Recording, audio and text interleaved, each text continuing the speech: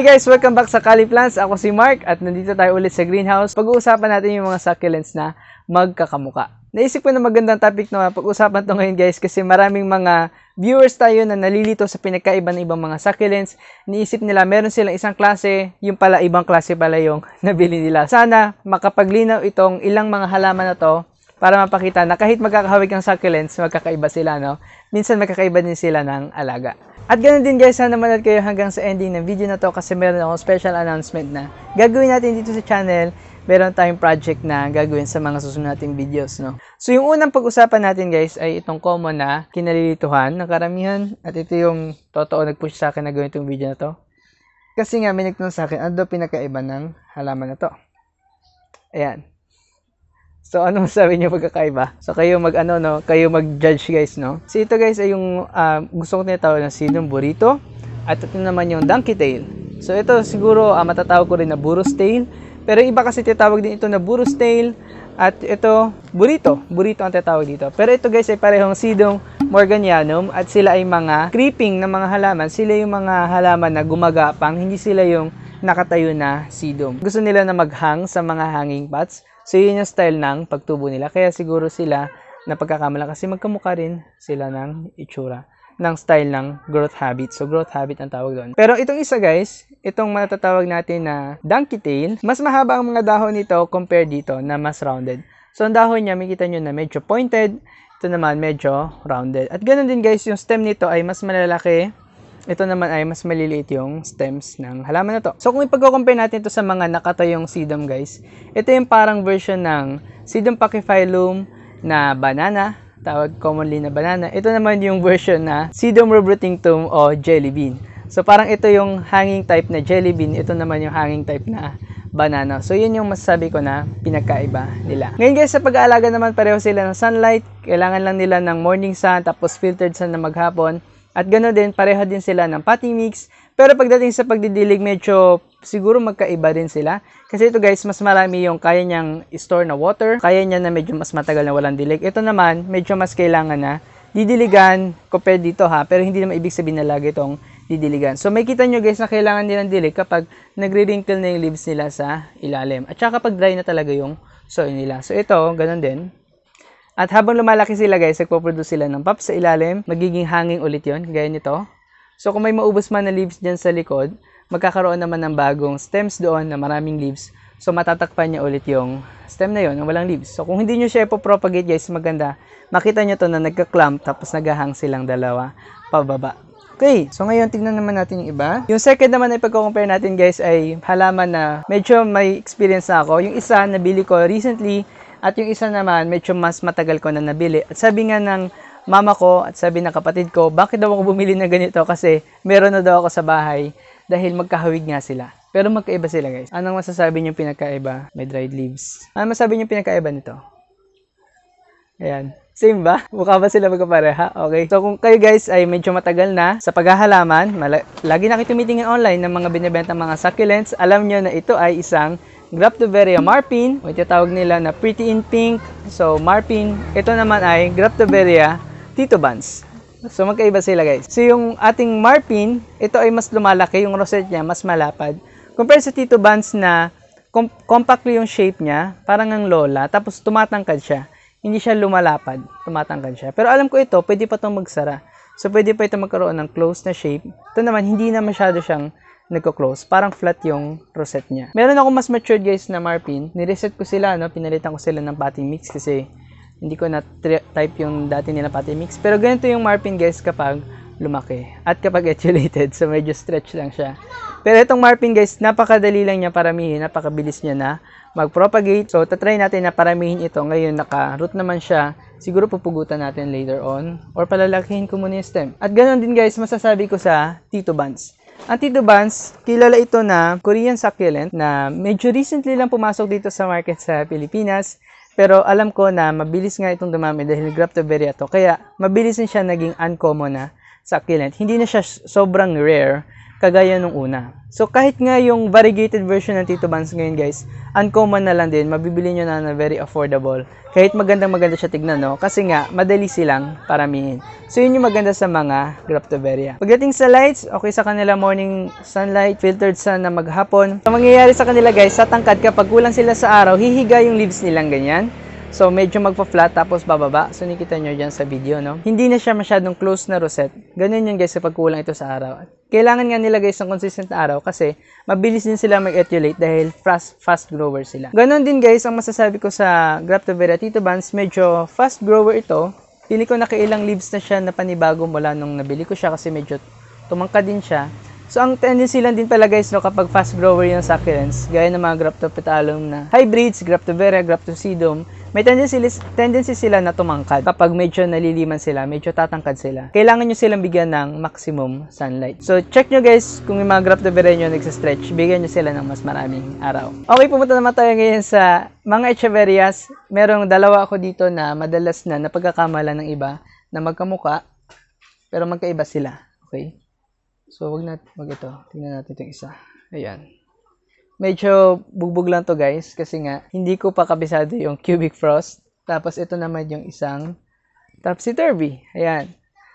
So, medyo naglagas lang sila ng leaves dahil hindi nga nila growing season ngayon. Taglamig. Going pa lang tayo sa summer, no? Pero yan yung pinakaiba nila guys. So, makita niyo. Okay. So, baka nagbo-blur, no? Ito yung topsy-turvy. Ay, hindi. Nalito na ako. So, ito yung cubic frost. Ito naman yung topsy-turvy. Ngayon guys, ang cubic frost ay hybrid ng topsy-turvy. At ang topsy-turvy ay hindi talaga siya hybrid, kundi isang mutation or form ng Echeveria na Runyoniae. Runyoniae. So, yung Runyoniae guys, kilala yun na may flat na leaves, pero nagkaroon siya ng form na tumupi yung flat niya na leaves na papasok. So, naging ganito yung shape ng rosette niya. May papasok yung leaves niya, no?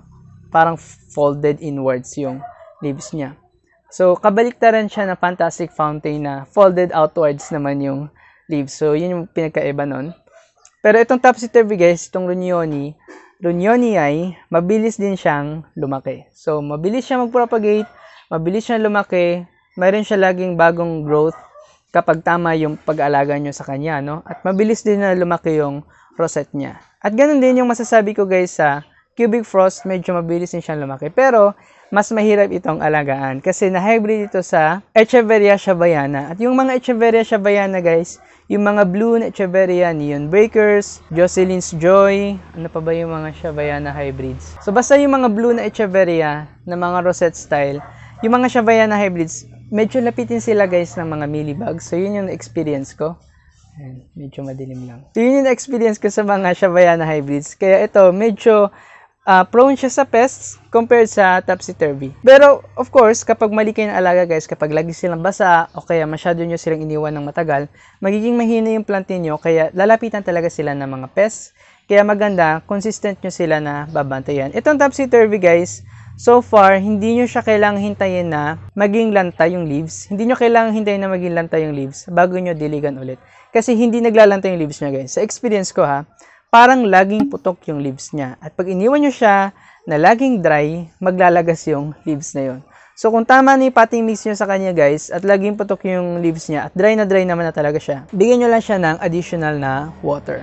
At ito nga sa akin para nagiging crested siya or hindi ko lang talaga alam kung ano nangyari dito. Pero tingnan natin guys kasi pinalitan ko to ng potting mix. Hindi natin kung mag-grow pa itong cubic frost na to. Okay, so next moving on naman tayo sa next. Echeveria pa rin to guys. Itong kasunod natin yung mga halaman. So ito naman yung Echeveria Melaco at ito naman yung Echeveria na Chroma. So pareho na silang matangkad guys. At hindi ito masasabi na etiolation. Ganito talaga yung growth habit nila. Siguro kung gusto nyo na close na yung style ng rosette nitong mga halaman na to, mga Echeveria na to, kung gusto nyo na flat lang yung shape nila, no, bigyan nyo silang sobrang daming araw, pero hindi ko rin i-recommend yun kasi madali silang masunburn. So medyo sensitive sila. Pero healthy naman sila kahit tumangkad ng ganyan. Ang plano ko nga ngayon dito sa dalawa na to ay pugutan sila pareho at ilipat sila sa ibang pot. At hintayin natin na mag-propagate sila sa ilalim. Pero itong guys, itong dalawang halaman na to, magkaiba ito. Kahit mukha sila magkapareha dyan sa video. Itong Melaco nagiging darker pa yung kulay nito. Itong chroma naman parang pag naging stress siya, nagpo-produce siya ng mga kulay na parang yellow. So parang yellow, parang red. So iba yung kulay ng chroma guys pag naging stress. Ito hindi to stress, no? Mukha siyang puno, mukha siyang pine tree yung shape niya. Okay. Pero naging stress to guys. Kaya nga to tinawag na chroma kasi nagbabago to ng kulay pag stress. Yung iba, pag nakita nila yung chroma nila nagbago ng kulay, akala nila nagba-variegate.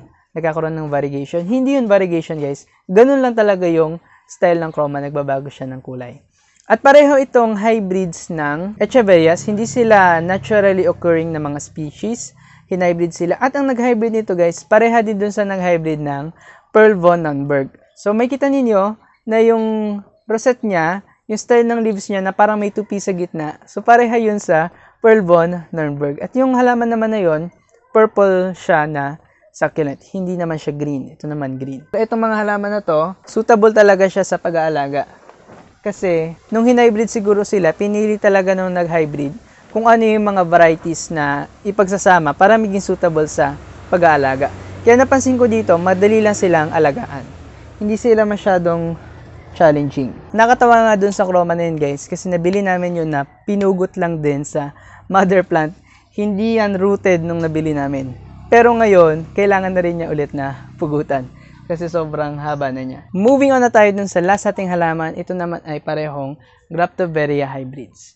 So mapapansin nyo guys siguro yung mga rosette style na mga succulents. Halos magkakamukha sila. At baka yung iba nga, hindi nila bibilhin. Nakikita ko hindi nila binibili sa mga online selling. Hindi sila nagmamine dun sa mga halaman na may kamukha na common na succulent. Pero hindi naman common yung succulent na yun.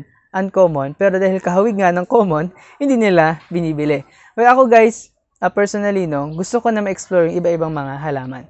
So, kapag iba yung pangalan niya at medyo iba yung itsura niya, titingnan ko sa Google kung iba ba talaga siyang klase ng halaman. Pero ito, medyo related din sila kasi pareho silang Graptoveria. Baka nga magkaiba sila ng itsura para sa inyo. Okay? Pero ito yung Fred Ives at ito yung ating Harry Watson. Pareho sila guys ng Graptoveria, pero hindi sila pareho ng tatag ng mga halaman. Magkaiba sila ng masasabi ko na toughness, durability. So, mas durable, mas matatag itong Fred Ives. Itong Harry Watson, medyo mas mahirap na alagaan. So, kung kayo guys may nakita na nakapagpalaki ng Harry Watson, magaling yung nag-alaga nun kasi napalaki niya. Madalas, sa shipping pa lang ng Harry Watson, mamamatay na yun. Para siyang lovely rose. Dahil nga fast-growing sila, kapag yung potting mix nyo ay mali, magro-root sila kagad ng marami, tapos mauubos yung leaves nila hanggang mamatay na lang yung halaman kasi wala na siyang leaves. So, ganun nga yung nangyari dito guys. Kita nyo, ang dami niyang sanga kasi dati maraming leaves yan, pero nalagas. So, ngayon, iniingatan ko siya na hindi siya ma-overwater at hindi rin siya ma-underwater. Kasi pag na-underwater din siya, malalagas din yung leaves niya.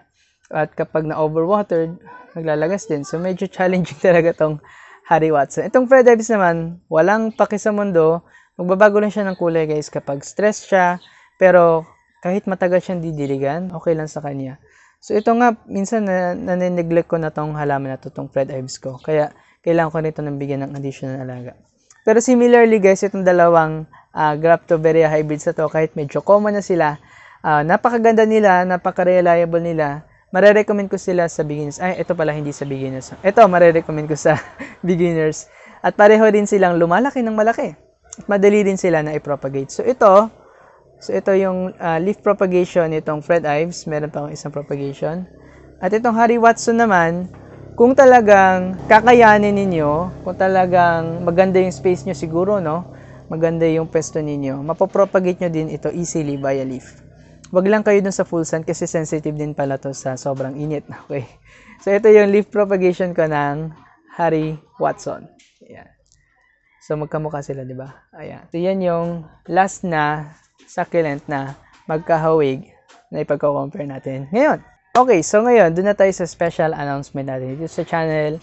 At nag-decide ako, kahit medyo mahirap, alam ko, medyo mahirap ito para sa akin, pero para sa inyo, hindi naman masyado siguro, Pero gusto ko guys gumawa ng plant-specific care guide ng sunod-sunod sa mga susunod na buwan. Every week, ipapakita ko yung isang genus ng isang klaseng halaman, isang genus ng halaman sa isang week, isang halaman bawat araw. So, Sana guys, mag-comment kayo sa baba kung gusto nyo yung idea na yun.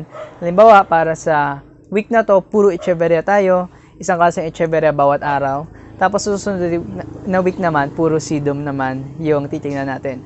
At para din makita nyo guys kung ano yung pinagkaiba ng mga succulents, ano yung mga medyo different na way ng pag-aalaga sa kanila. Kasi hindi naman sila lahat pare-pareha ng klase at hindi sila pare-pareha ng alaga. So sana guys, mag-comment kayo dyan sa baba kung nagustuhan nyo yung idea na yun. At sana i-like nyo ditong video na to at sana mag-subscribe kayo dito sa channel. At ganoon din guys, kita-kits na lang tayo ulit sa susunod. Bye-bye!